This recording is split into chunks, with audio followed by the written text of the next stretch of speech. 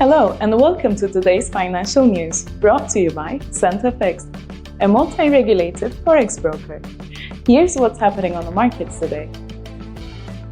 On Wednesday, Amazon closed at $223.19, marking a 1.4% decline due to short-term consolidation after earlier analyst-driven gains.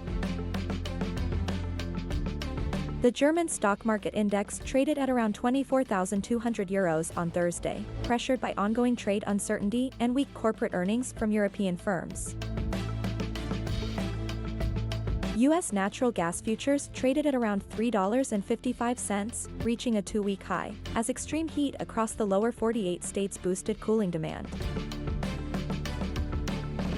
The Swiss franc traded above 0.8 per USD, holding close to its strongest level since July 2011, benefiting from its safe haven status amid ongoing trade uncertainties. Ether jumped by 7.4% on Wednesday and now trades near $3,340, driven by institutional demand and momentum around staking, tokenization, and Layer 2 growth. Now let's review the major economic events of the day. At 6 a.m., the UK to release the unemployment rate for May, following 4.6% in April.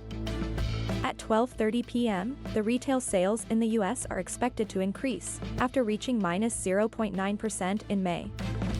At 11:30 p.m., Japan will release figures for the annual inflation rate of June, following 3.5% in May.